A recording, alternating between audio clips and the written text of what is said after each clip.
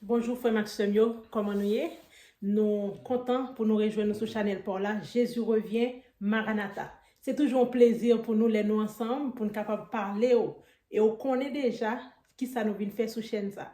Eh bien nous est vraiment contents et nous saluons dans notre Seigneur qui gagne tout pouvoir et nous nous merci ou même qui partagez avec tout contact et toute vidéo que nous voyons pour vous. Nous nous merci pour ça. Et nous nous merci en pile ou même qui abonné avec Chanel pour là. Jésus revient Maranatha. Pas jamais oublier ça. Jésus qui est pour le retourner. Merci ou même qui commenté. Et Konya nous venons pour nous présenter et Marie-Moyen Robertson qui pral et porter pour des éléments importants. Et nous connaissons, c'est toujours un plaisir pour tant d'elle. Eh bien, il était parlé déjà et sous parler de chaîne ça qui ça signifie. Jésus revient Maranatha, qui ça signifie. Il était parlé autour de comment Jésus va revenir et il était parlé autour quand Jésus va revenir. Il était parlé aussi de pourquoi Jésus doit-il revenir. Et maintenant, il y a quelques éléments importants que je pourrais partager avec vous. Et nous demandons, prends caillou, prends plumeau, et puis prends Bible ou mettez bon côté, parce qu'on connaît, à la lumière de la parole de Dieu, nous sommes capables d'élaborer tout ça que nous avons élaborer. Eh bien, pendant que vous cherchez tout ça que vous gagnez pour mettre bon côté comme Bible, plume, cahier, sous ta font travail, font quitter, ou pas quitter pour longtemps. Et nous demandons au Kounia, fermez mes yeux, bien c'était tout. Nous allons invoquer le nom du Seigneur qui va orienter serviteurs qui ça pour dire avec peuple. Bon Dieu béni vous. Eh bien, prions ensemble. Seigneur Dieu, trois fois saint, approché bon côté dans mon ça pour nous merci. Pour grâce, pour amour, pour faveur, pour monter, pour miséricorde. C'est pour nous exalter, c'est pour nous glorifier, Père. Dans minute ça, Seigneur Dieu, nous demander au pardon pour pécher nous. Pour ça, nous dit qui mal devant, pour iniquité nous, Seigneur. Nous reconnaître nos pas dit pour nous citer nous, gros bon Dieu tant court. Ou c'est bon Dieu, nous c'est maître nous. Et nous demandons tant pour pitié pour nous, papa. Nous venons lever devant serviteur, papa, qui peut parler dans nous. Il est déjà disposé, il est disponible, Seigneur Dieu, pour parler à travers lui-même, Seigneur. Et pour édifier nos peuples pour écouter. Nous comptons sur, Seigneur, pour une phrase, papa, qui va nous nourriture à tout cher pour nous, non, Seigneur Dieu.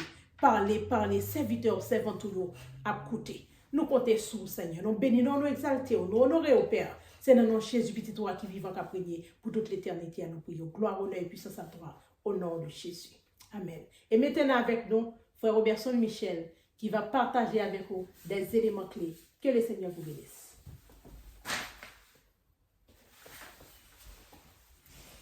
Merci, servante de Dieu. Encore ce soir, nous sommes avec vous, nous sommes sur votre chaîne avec vous, la chaîne Jésus revient, Maranatha, la chaîne de l'actualité prophétique, une chaîne qui vous indique, qui vous annonce des éléments importants sur le retour du Seigneur Jésus. Donc nous avons déjà parlé, nous avons déjà vu avec vous plusieurs sur le retour du Seigneur Jésus. Nous avons vu également pourquoi Jésus doit-il revenir sur terre, comment il doit revenir sur terre, quand il doit revenir sur terre. Qu'est-ce qu'il va revenir faire sur la terre? Nous avons élaboré beaucoup de choses. Nous avons dit, bon, c'est une prophétie. Lui-même, il a fait la prophétie qu'il va revenir chercher l'église. Jean 14, verset 1er à 3, nous avons parlé, les anges même annoncent que Jésus va revenir sur terre. Et il y a des prophètes de l'Ancien Testament. Eh bien, et ces prophètes ont parlé également sur le retour du Seigneur Jésus. Voilà pourquoi on a tenté de répondre à plusieurs questions. Pourquoi Jésus doit-il revenir sur terre? Comment il doit revenir sur terre? Quand il doit revenir sur terre? Et maintenant, ce soir, nous allons aller en profondeur. Maintenant, quels sont les événements qui produiront avant le retour de notre Seigneur Jésus? Quelques événements que nous allons citer pour vous ce soir, qui vont être arrivés avant le retour de notre Seigneur Jésus. Et ces éléments, on va les énumérer ce soir. Mais dans notre prochaine émission, on va élaborer l'un après l'autre ces événements.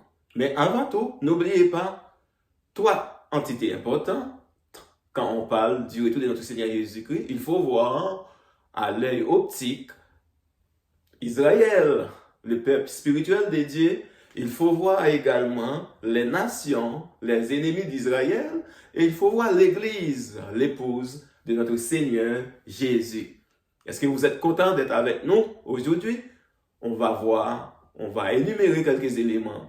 Là, le premier élément, ou bien le premier événement qu'on va énumérer ce soir, qui va arriver bientôt, c'est la bataille Gog-Magog, qu'on appelle également une attaque sur la montagne d'Israël.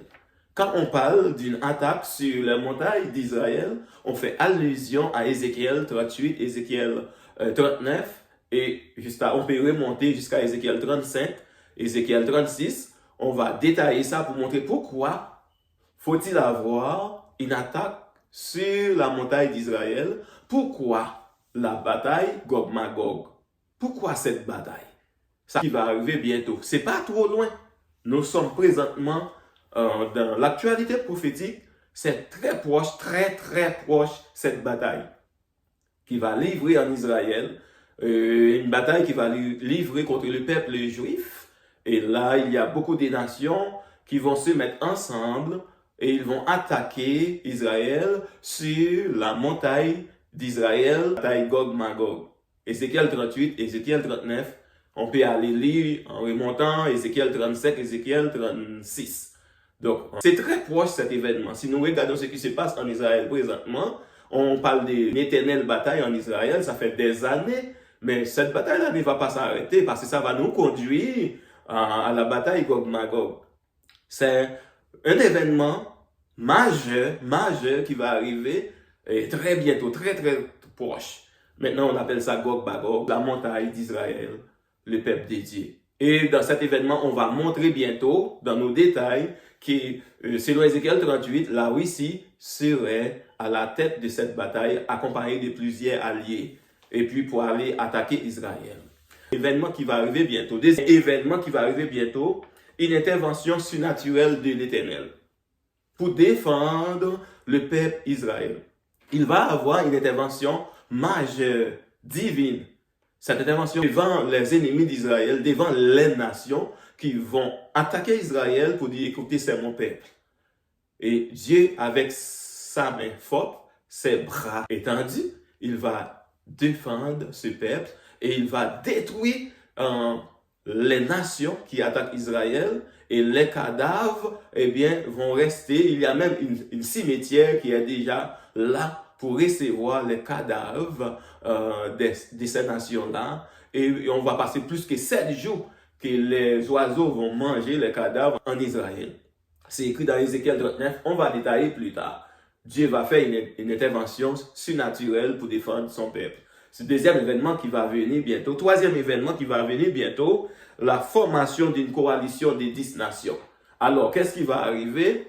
Automatiquement, il va y avoir la bataille Gog-Magog, et puis il va y avoir un grand événement qui va ébranler le monde entier. Qu'est-ce qui va arriver? Jésus même, qu'on avait rejeté, lui, même le peuple d'Israël l'avait rejeté, dans cette bataille, au fur et à mesure qu'on allait tuer les Juifs, ils vont reconnaître la présence de Dieu, ils vont reconnaître que c'est Jésus le Seigneur.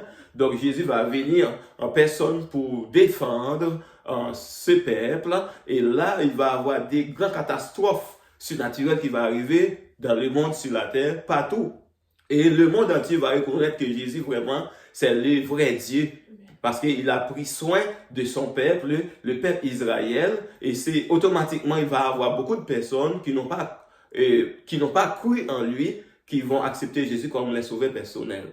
C'est la première chose, c'est pour cela que je parle d'une intervention surnaturelle de Dieu qui va arriver, et puis il va avoir la coalition des 10 nations, formée, et c'est là l'Antéchrist, il va apparaître à travers ça, d'après Daniel 9, verset 27, et la confirmation va signer pour 7 ans. On va détailler ce point très bientôt, et ensuite, on va avoir l'émergence de l'Antéchrist. Après la confirmation, après la coalition des 10 nations, eh bien, il va avoir l'émergence de l'Antéchrist. Automatiquement, il va avoir l'émergence de l'Antéchrist, il va avoir l'enlèvement des croyants, et septièmement, il va avoir le début des jugements dédiés à l'ouverture du premier sceau. 7 choses, 7 événements qui doivent être arrivés avant le retour du Seigneur Jésus. 1. Une attaque sur la montagne d'Israël. 2. Une intervention surnaturelle de Dieu. 3. La formation d'une coalition des 10 nations. Et 4. L'émergence de l'Antichrist. 5. La confirmation d'une alliance. 6. L'enlèvement des croyants. Et 7. Le jugement de Dieu.